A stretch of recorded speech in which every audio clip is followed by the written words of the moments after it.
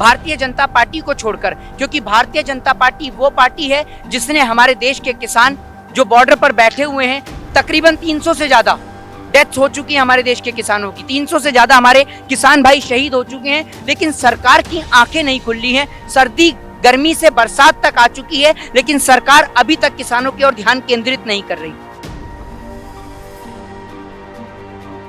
सरकार जो है वो देश के जवानों को भी सरहद पे सुरक्षा मुहैया नहीं करा पा रही। 2 दिन पहले की घटना है, जम्मू कश्मीर के अंदर आपने देखा जिस तरीके से हमारे देश के जवान शहीद होते हैं। तो आखिर कब तक इस देश का जवान सरहद पे शहीद होता रहेगा और इस देश का किसान जो है वो खेत के अंदर मरता रहेगा? कब तक मरेगा इस देश का किसान और जवान?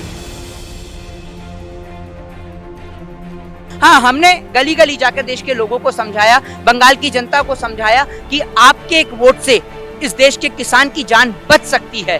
तो उस देश बंगाल के लोगों ने समझा इस बात को और उन्होंने भारतीय जनता पार्टी के अगेंस्ट वोट डाला और टीएमसी को यानी तृणमूल कांग्रेस को विजयी बनाया। कि आज चाहे देश की इकोनॉमी की बात हो, देश की जीडीपी की बात हो, देश के अंदर चाहे वो हेल्थ की बात हो, चाहे वो एजुकेशन की बात हो, चाहे फिर वो देश के अंदर देश के युवाओं की, यंगस्टर्स की बात हो, भारतीय जनता पार्टी हर तरीके से फेल रही है। इनके पास सिर्फ एक एजेंडा है, वो है हिंदू, मुस्लिम, सिख, ईसाई। हिंदू वर्सेस मुस्लिम करा देना, हर जगह हिंदू को खतरे में ला देना।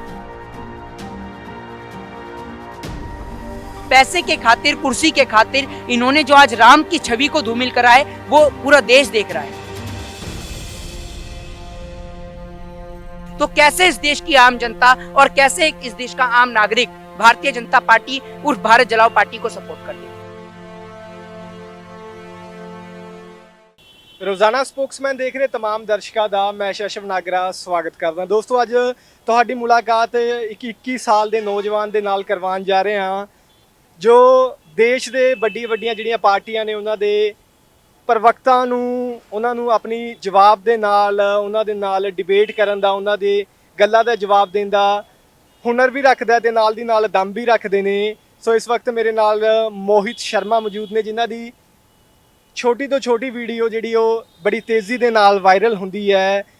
ਵੈਸਟ ਬੰਗਾਲ ਜਾ ਕੇ टीएमसी ਦਾ ਪ੍ਰਚਾਰ ਵੀ ਕਰਕੇ ਆਏ ਨੇ। ਕੀ ਕਾਰਨ ਸੀਗਾ, तमाम वो मुद्दे पे गलबात करांगे। सबसे पहले मोहित, स्वागत है हमारे चैनल। जी, बहुत बहुत शुक्रिया आपका और आपके तमाम दर्शकों का भी। अच्छा, सबसे पहले मैं शुरुआत करूंगा वेस्ट बंगाल इलेक्शंस पे। जिस तरह हमने देखा कि बीजेपी की हार हुई और आपकी जीत हुई है, क्योंकि आप लगातार बीजेपी की विरोध में वहाँ पे प्रचार कर रहे थे, टीएमसी का प्रचार कर रहे थे कि हाँ टीएमसी को वोट दी जाए। क्या वो एक जो पेड प्रचार था या फिर मोहित अपने आप वहाँ पे गया था? देखिए, पेड प्रचार क्या, मोहित शर्मा को खरीदने की औकात नहीं है अभी तक किसी पार्टी की, मैं आपको बता दूं। दूसरी बात ये कि हम वहां पर गए थे देश के किसान के समर्थन में, कि जो देश का किसान बैठा हुआ है, ये बात देश की तमाम मौजूदा पार्टियों को समझ आनी चाहिए कि कोई भी सरकार जो देश के किसान के हित में बात करेगी उसको वोट मिलेगा और वो सत्ता की कुर्सी को अपनाएगी। ममता बनर्जी ने अगर देश के किसान का साथ दिया, उसके लिए आवाज उठाई, तो हम लोगों ने उनके लिए आवाज उठाई और यही हाल अब उत्तर प्रदेश में होने वाला है। अगर उत्तर प्रदेश में, फिर उत्तर प्रदेश में भी जाके कांग्रेस के लिए आवाज उठाएगा? देखिए, उत्तर प्रदेश में जो भी पार्टी देश के किसान के हित के लिए बात करेगी, भारतीय जनता पार्टी को छोड़कर, क्योंकि भारतीय जनता पार्टी वो पार्टी है जिसने हमारे देश के किसान जो बॉर्डर पर बैठे हुए हैं, तकरीबन 300 से ज्यादा डेथ्स हो चुकी है हमारे देश के किसानों की, 300 से ज्यादा हमारे किसान भाई शहीद हो चुके हैं, लेकिन सरकार की आंखें नहीं खुली हैं। सर्दी गर्मी से बरसात तक आ चुकी है, लेकिन सरकार अभी तक किसानों की ओर ध्यान केंद्रित नहीं कर रही।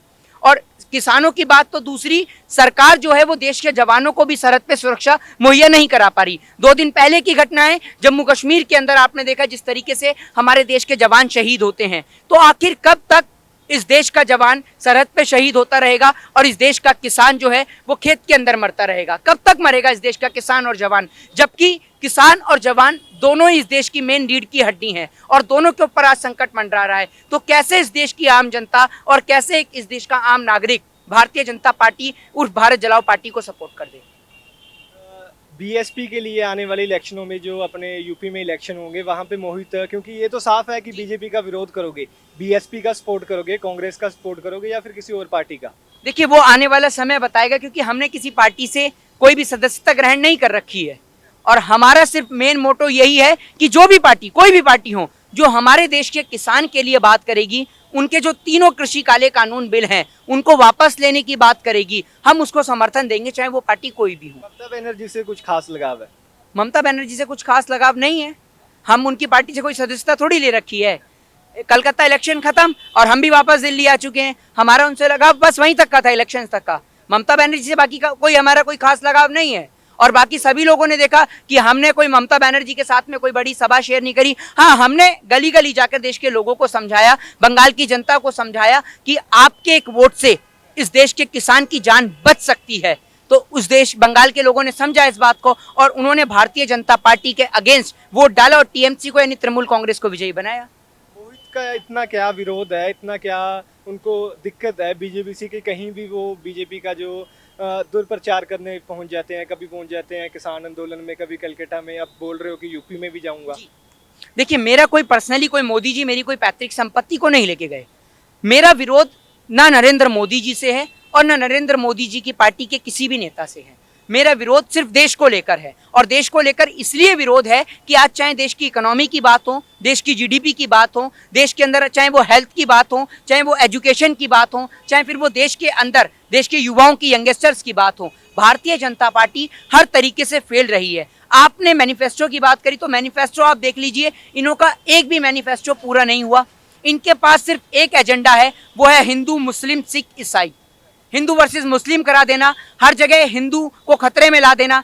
आज भारतीय जनता पार्टी की सरकार बंगाल में नहीं बनी, ठीक है, बंगाल में तृणमूल कांग्रेस की सरकार बनी है, तो आज देश के गृह मंत्री क्यों स्टेटमेंट नहीं देते हैं, देश के पीएम क्यों स्टेटमेंट नहीं देते कि बंगाल का हिंदू खतरे में है? बताइए आप, क्यों स्टेटमेंट नहीं दे रहे हैं वो? आज बंगाल का हिंदू खतरे से बाहर आ गया। भारतीय जनता पार्टी की नजर में हिंदू खतरे में जब आता है और जब जब हिंदू इस देश का खतरे में रहता है, जब जब इस देश के अंदर चुनाव होते हैं, चाहे वो चुनाव बंगाल का कह लो, चाहे आप वो बिहार का कह लो, फिर चाहे वो यूपी का कह लो, चाहे फिर वो आप इस देश के अंदर पैसे की बात कह लो, पैसे के खातिर, कुर्सी के खातिर इन्होंने जो आज राम की छवि को धूमिल करा है वो पूरा देश देख रहा है। अच्छा, मुझे ये बताइए, मैंने एक आपकी तस्वीर देखी थी, बड़े बड़े कांग्रेस के जो नेता हैं उन्होंने एक आपकी किसी चैनल पे आपकी संबित पात्रा से कोई डिबेट हो रही थी, वो शेयर की थी कि एक 18 साल के थे शायद तब, कि 18 साल के लड़के ने संबित पात्रा को मुंह तोड़ जवाब दिए। तो क्या कांग्रेस से कोई लगाव है या फिर राहुल गांधी से आपकी अब तक कितनी बार मुलाकात हुई है? देखिए, मैं आपको इस बात में इंटरप्ट करना चाहूंगा, मेरी राहुल गांधी से एक बार भी मुलाकात नहीं हुई है। दूसरी बात ये कि आपको मैं बता देता हूं, उसी वीडियो को अगर प्रियंका गांधी ने ट्वीट करा तो उसी वीडियो को सपा के अध्यक्ष, राष्ट्रीय अध्यक्ष अखिलेश यादव ने भी ट्वीट करा और उस वीडियो को तमाम बड़े बड़े और भी पॉलिटिशियंस ने भी उस वीडियो को ट्वीट करा था। तो आप इस बात में यूं ना कहें कि कांग्रेस ने ट्वीट करा या सपा ने करा, उस वीडियो को सभी लोगों ने ट्वीट करा उस बात को लेकर। और मेरी मुलाकात राहुल गांधी से, प्रियंका गांधी से नहीं हुई है, ये बात मैं आपको बता दूं। दूसरी बात, मैं ऐसे लोगों को, आपने कहा कि मुंह तोड़ जवाब, ऐसे लोगों को जवाब देने की जरूरत ही नहीं है। ऐसे लोग तो नेशनल चैनल पर बैठ के खुद अपनी बेइज्जती करवा लेते हैं। जिस देश के प्रवक्ताओं को, जिस पार्टी के प्रवक्ताओं को, सॉरी, जिन पार्टी के प्रवक्ताओं को ये नहीं पता कि भारत देश के अंदर मौजूदा स्टेट कितनी है, उन पार्टी के प्रवक्ताओं को नेशनल चैनल पर बिठा दिया जाता है डिबेट करने के लिए। आप ऐसे लोगों को, उनको तो सिर्फ 24 घंटे मोदी मोदी मोदी कर कर वो ओएमजीसी में डायरेक्टर बन जाते हैं। आज देश के गृह मंत्री हैं, उनके बेटे हैं जय शाह, वो उन्होंने कोई क्रिकेट नहीं खेला, कुछ नहीं करा, लेकिन वो बीसीसीआई में बन जाते हैं, सचिव बन जाते हैं, ठीक है। देश के गृह मंत्री के बेटे जो हैं, जो जय शाह, हमारे पापा नहीं है ना देश के गृह मंत्री, तो हम नहीं बन सकते, सीधी सी बात ये है। तो आप ये देखिए कि किसी का तो मोहित पे हाथ होगा। आप बता रहे थे मुझे कि आप पे 300 से ज़्यादा केस हैं, किसी की तो सपोर्ट होगी, कोई तो बड़ी पार्टी होगी, कोई तो बड़ा आदमी होगा। अगर आपके पापा की सपोर्ट नहीं है, वो नहीं बड़े हैं, किसी की तो सपोर्ट होगी। देखिए, मेरे पीछे किसी का हाथ नहीं है, और हाथ होने के लिए देखिए, आप अगर कहें तो इस देश के अंदर भगत सिंह के पीछे भी किसी का हाथ नहीं था, राजगुरु के पीछे भी किसी का हाथ नहीं था, सुखदेव के पीछे भी किसी का हाथ नहीं था, मौलाना अब्दुल कलाम आजाद के पीछे भी किसी का हाथ नहीं था। जब आपके अंदर चाहत और इच्छा शक्ति हो देश के प्रति, तो आपको किसी के हाथ और किसी के साहस की जरूरत नहीं पड़ती। जब हम इस देश को बर्बाद होते हुए देख रहे हैं, तो हमारा फर्ज है कि जब इस देश को आजाद कराने की खातिर हमारे पूर्वजों ने अपना रक्त बहाया, तो हम अपने रक्त को बहाने से पीछे क्यों हटे। अगर जरूरत पड़ी तो हम अपने इस देश के खातिर, मातृभूमि के खातिर अपने प्राणों को न्यौछावर करने के लिए भी तैयार हैं। अगर हमारे देश के मौजूदा प्रधानमंत्री एक बार इस बात को कहें कि हिंदू, मुस्लिम, सिख, ईसाई को छोड़कर, प्रधानमंत्री एक बार कह के तो देखें कि हमें चाइना पे अटैक करना है या किसी भी देश पे अटैक करना है या पाकिस्तान पे अटैक करना है, पूरे देश के अंदर हिंदू, मुस्लिम, सिख, ईसाई प्रधानमंत्री के साथ कंधे से कंधा मिलाकर खड़ा है। लेकिन जब आप अपने ही देश के लोगों को आपस में लड़ाएंगे तो कौन आपके साथ खड़ा होगा? अच्छा, आप वेस्ट बंगाल में प्रचार करके आए हो, वहाँ पे लोगों की क्या स्थिति थी? जैसे वैसे तो बीजेपी बड़ी करारी हार मिली है, टीएमसी जीती है, पर वहाँ आप लोगों से 1 to 1 मिलते रहे हो, क्या मसले क्या क्या थे, क्या समझते हैं वो? देखिए, वहां सबसे बड़ा मसला यही था, भारतीय जनता पार्टी ने जो बात करी सोनार बंगला की, वो सोनार बंगला हरगिज नहीं बन सकता, क्योंकि और ये हावड़ा पुल का सौदा कर देते, हावड़ा ब्रिज बिकवा देते। तो वहां की जनता ने इस बात को समझा कि इन्होंने जो बात कही है, और वहां की जनता का साफ कहना था कि भैया नीम का पत्ता चंदन से कम नहीं और अपना बंगाल लंदन से कम नहीं, हमें कोई सोनार बंगाल नहीं चाहिए, हमें अपना पुराना हिंदुस्तान चाहिए, जिस हिंदुस्तान में हिंदू, मुस्लिम, सिख, ईसाई एक साथ मिलजुल कर रहते हैं। हमें वो हिंदुस्तान नहीं चाहिए जिसमें रोज लड़ाई झगड़े हों, हमें ऐसा मुल्क नहीं चाहिए। हमारा मुल्क जाना जाता है हमारे देश की संस्कृति के लिए, वेशभूषा के लिए, हमारे कल्चर, हमारे रहन सहन, हमारे पहनावे के लिए, ना कि हिंदू मुस्लिम के लड़ाई के लिए। हमारा देश वो देश है जो अतिथि देवो भवो को जानता है, वसुदेव कुटुंबकम को जानता है, और हमारे देश ने सदैव गुट निरपेक्षता की नीति को अपनाया है। भारत देश ने कभी किसी देश पे हमला या आक्रमण नहीं करा। या आप भारत देश के इतिहास को पढ़ सकते हैं, इसे खंगाल सकते हैं। लेकिन आज आप भारत देश की छवि को जब धूमिल करेंगे तो पूरा देश इस पे सवाल उठाएगा, चाहे वो कोरोना वायरस के नाम की बात हो, चाहे फिर वो इस देश की बात हो। और हिंदुस्तान तो उस दिन सोने का बन जाएगा जिस दिन इस देश के भगोड़े, नीरव मोदी, विजय माल्या, मेहुल चौकसी जैसे भगोड़े वापस इस देश में आ जाएंगे ना, तो उस दिन सोनार बंगाल नहीं, सोनार हिंदुस्तान बन जाएगा। अच्छा, मुझे ये बताइए, मोहित, आने वाले दिनों में मोहित का क्या फ्यूचर होगा? क्या मोहित, आप लॉ की स्टडी कर रहे हो, वकालत कर रहे हो, क्या मोहित बड़े वकील नज़र आएंगे, या फिर मोहित कोई पार्टी ज्वाइन करके इलेक्शन लड़ते हुए नजर आएंगे, या फिर मोहित इसी तरह सोशल एक्टिविस्ट रहेंगे? देखिए, मैं फ्यूचर में बिलीव नहीं करता, मैं प्रेजेंट में बिलीव करता हूँ। प्रेजेंट में मैं स्टडी कर रहा हूँ, और प्रेजेंट में स्टडी कर रहा हूँ तो स्टडी पे ही मेरा फोकस है। एलएलबी करेंगे, एलएलएम भी करेंगे, उसके बाद में एलएलडी भी करेंगे, और अच्छे से एजुकेशन को हम हासिल करेंगे ताकि कल को हमारी डिग्री पे कोई सवाल खड़े ना हो। और अगर मौका मिलेगा तो इस देश के लिए भी कुछ करेंगे, ऐसा नहीं अपने ही देश के लिए करेंगे। और ज्ञान हासिल करके यही कोशिश हमारी रहेगी कि लोगों से अधिक लोगों तक मैसेज पहुंचाया जाए, देश की इकोनॉमी को लेकर, देश के अंदर रोजगार को लेकर, और जो देश के अंदर एजुकेशन है।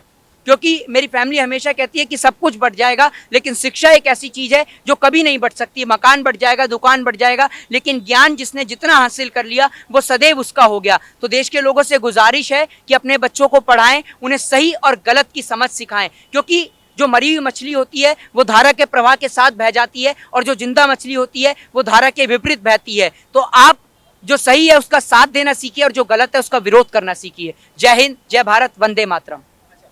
एक मुझे ये बताइए कि इसके अलावा अपनी स्टडी को टाइम दे पाते हो कि एक तरफ वेस्ट बंगाल, कभी दिल्ली प्रचार करने, कभी यूपी प्रचार करने की अभी तैयारी है, तो स्टडी को टाइम दे पाते? देखिए, पहली बात तो आपने स्टडी की बात करी। हमारे देश के अंदर कॉलेजेस की ये हालत है कि कॉलेजेस खुल ही नहीं रहे हैं, तो स्टडी तो जब होगी? ऑनलाइन क्लासेस होती हैं।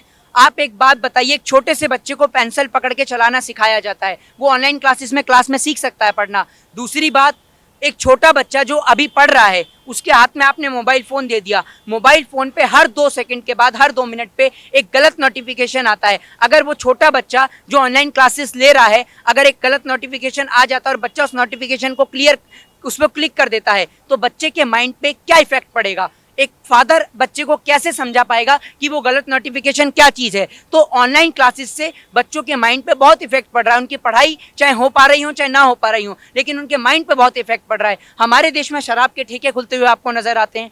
चुनावी प्रचार के लिए रैलियां होती हैं, बड़ी बड़ी रैलियां होती हैं, चाहे वो बिहार का चुनाव हो, चाहे वो बंगाल का चुनाव हो, और अभी यूपी का चुनाव भी होगा। लेकिन स्कूल नहीं खिलते, क्योंकि अगर पढ़ेगा इंडिया तो भाजपा के गवारों से सवाल पूछेगा इंडिया, और इनके गवार नेताओं के पास उन सवालों का कोई जवाब नहीं है। अच्छा, मोहित, एक सवाल पूछ रहा हूँ, इसका कोई डिप्लोमेटिक जवाब नहीं, सीधा सीधा जवाब जी।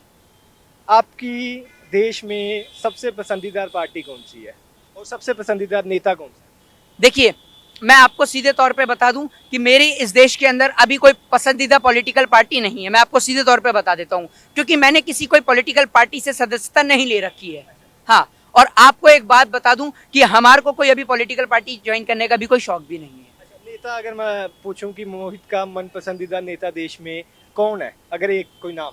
देखिए, हमारे देश के अंदर नेता तो होगा, इतना बड़ा देश है कोई तो। हाँ। बहुत अच्छे अच्छे हमारे देश के अंदर नेता रहे हैं। लाल बहादुर शास्त्री जी बहुत अभी की बात कर रहा हूँ, जो अभी मौजूदा दौर में अगर आप देखें तो मैं आपको बताऊं कि बहुत सारे नेता में हो सकते हैं, जैसे कन्हैया कुमार एक बहुत अच्छे स्पोक पर्सन है। हाँ, वो भाई यंगस्टर्स हैं, पढ़े लिखे हैं, ऐसे लोगों को आगे भी आना चाहिए सीधे तौर पर। और भी बहुत सारे लीडर्स हैं जो बहुत अच्छा बोलते हैं। हाँ, उन लोगों को आगे आना चाहिए सीधे तौर पर। मोहित, आने वाले दिनों में दिल्ली में क्या देखते हो? दिल्ली के आप रहने वाले हो, दिल्ली में आपका जन्म हुआ है। दिल्ली को अगर मैं बात करूं, दिल्ली के विकास पे अगर बात करूं, उस पे आपका क्या कहना है? देखिए, दिल्ली के डेवलपमेंट पे देखिए कि कुछ मैं कह नहीं सकता, क्योंकि दिल्ली का डेवलपमेंट आप देख सकते हैं कि दिल्ली एक ऐसी स्टेट है जहां पर ऑल ओवर इंडिया का आदमी आकर रहता है। और आप दिल्ली की स्टेट की बात करें तो अभी आपने कुछ टाइम पहले देखा ही कि गवर्नमेंट ने, सेंट्रल गवर्नमेंट ने क्या कर दिया है। जब यहाँ पर सीएम का ही चुनाव नहीं कराने के बजाय राज्यपाल का ही चुनाव करवा लिया जाता तो मेरे ख्याल से ज्यादा बेटर रहता। आप जब सीएम के हाथ से सब कुछ छीन लेंगे तो कैसे बेटर रहेगा, सब कुछ ठीक कैसे रहेगा, सीएम कैसे वर्क कर पाएगा? आपने उससे जब पावर ही छीन ली तो उनके हाथ में तो कुछ बचा ही नहीं है। तो दिल्ली का डेवलपमेंट तो आप ये समझ लीजिए एक रोड साइड डेवलपमेंट हो गया है। कुछ समझ ही नहीं आता कि दिल्ली का डेवलपमेंट कैसे होगा। तो वो आपने सीएम के हाथ से पावर ही छीन ली है। क्योंकि ਸਮਾਂ ਦੇਣੇ के लिए बहुत बहुत धन्यवाद। सो ਇਹ ਸੀ ਮੋਹਿਤ, ਜੋ ਛੋਟੀ ਉਮਰ ਦੇ ਵਿੱਚ ਬੜੇ ਹੀ ਆਪਣੇ ਢੰਗ ਦੇ ਨਾਲ ਲੋਕਾਂ ਨੂੰ ਜਾਗਰੂਕ ਕਰਨ ਦੀ ਕੋਸ਼ਿਸ਼ ਵੀ ਕਰ ਰਹੇ ਨੇ ਤੇ ਨਾਲ ਦੀ ਨਾਲ ਸਵਾਲਾਂ ਦੇ ਜਵਾਬ ਵੀ ਲਏ ਨੇ। ਪਰ ਇਹਨਾਂ ਦਾ ਫਿਲਹਾਲ ਕਹਿਣਾ ਹੈ ਕਿ ਮੈਂ ਆਉਣ ਵਾਲੇ ਦਿਨਾਂ ਦੇ ਵਿੱਚ ਜਾਂ ਫਿਲਹਾਲ ਕਿਸੇ ਵੀ ਪਾਰਟੀ ਲਈ ਇਹ ਪੇਡ ਪ੍ਰਚਾਰ ਨਹੀਂ ਕਰ ਰਿਹਾ ਤੇ ਨਾ ਹੀ ਮੈਂ ਕੋਈ ਪਾਰਟੀ ਜੁਆਇਨ ਕਰੂੰਗਾ। ਤੇ ਜੇ ਗੱਲ ਕਰੀਏ ਇਹਨਾਂ ਦੇ ਪਸੰਦੀਦਾ ਨੇਤਾ ਦੀ, ਤਾਂ ਇਹਨਾਂ ਦਾ ਕਹਿਣਾ ਹੈ ਕਿ ਕਨ੍ਹਈਆ ਕੁਮਾਰ ਇਹਨਾਂ ਦੇ ਚਹੀਤੇ ਲੀਡਰ ਨੇ। ਤੁਸੀਂ ਦੇਖ ਰਹੇ ਸੀ ਰੋਜ਼ਾਨਾ ਸਪੋਕਸਮੈਨ। ਕੈਮਰੇ ਦੇ ਵਿੱਚ ਮੇਰਾ ਸਾਥ ਦਿੱਤਾ ਮੇਰੇ ਸਹਿਯੋਗੀ ਸ਼ਰਦ ਨੇ। ਮੈਂ ਸ਼ਸ਼ਵ ਨਾਗਰਾ, ਧੰਨਵਾਦ।